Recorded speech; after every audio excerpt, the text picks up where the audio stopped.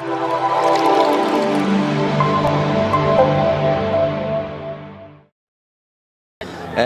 pale Instagram anaandika leo wanamkataa Bugatti. Wanakung'ang'ania. Ulikuwa na maana gani sasa? Hata sijui. Ilikuwaje mpaka ukacomment hivyo? Bwana mmoja ametoa maoni yake. Ametoa maoni yake na nini, baada ya kutoa maoni yake kuhusiana na timu yake ya rohoni. Mashabiki wenzie wakaanza kumkana, hatukujuia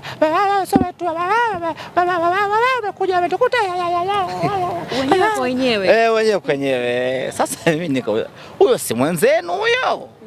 Na ashakuwa mtumishi wenu na mlikuwa mnampenda. Sasa na ana kadi kabisa, alikabidhiwa kwenye hiyo klabu yenu hapo bondeni. Sasa inakuwaje mnamkataa? Alafu ukikaa yule amejali yule mwenzetu yule.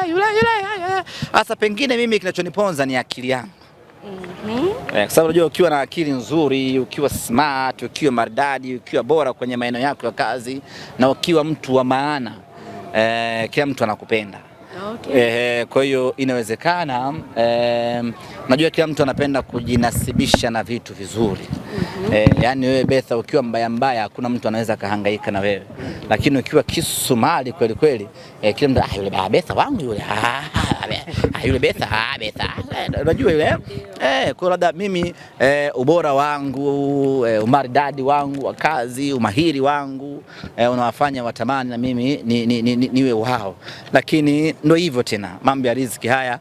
Mimi nimeshapangiwa huku na yule ni wao, wasianze kumkataa. Yule ni wao, waache ubaguzi. Yule ni wao. Wewe imagine unamkataa mheshimiwa diwani alafu unamkubali shetani wa Yanga. Wewe utakuwa una akili. Wewe unamkubali shetani au yule mzee wa utopolo alafu unamkataa mheshimiwa diwani, sio wenu. Yule ni wao, kufa na kuzikana. Kazungumza ukweli. Sijui atakachozungumza.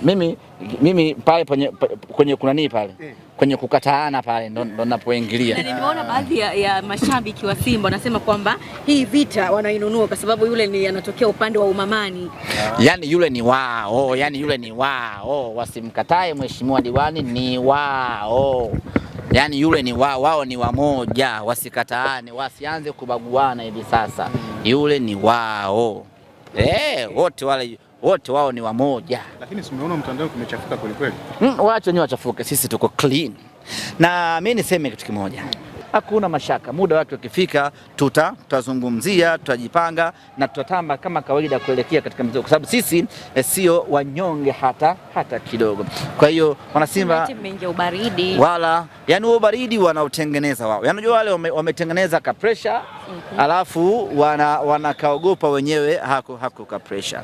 Sisi hatuna mashaka, tunakwenda, tunajiandaa, tunamaliza mechi hizi mbili, baada hapo tunaelekea katika mechi nyingine. Sasa hawa wanaojitekenya, hawa ambao wanajisasagula, tuache tu.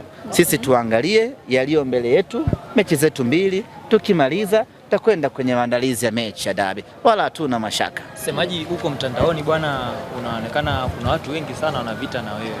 Na wote hao tunaona wewe mtu mmoja unashindana nao.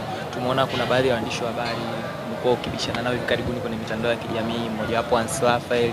Lakini pia tunaona wasemaji pia karibia wote muda mwingi sana uaga wanatumia sana kukuataki kwenye mambo tofauti. Unadhani ni kwa nini ni wewe, na unahisi ni kitu gani mwazidi mpaka inakuwa hivi? Wote ni kumbi tu. Kizima taa wanaanguka. Bala usihangaike nao.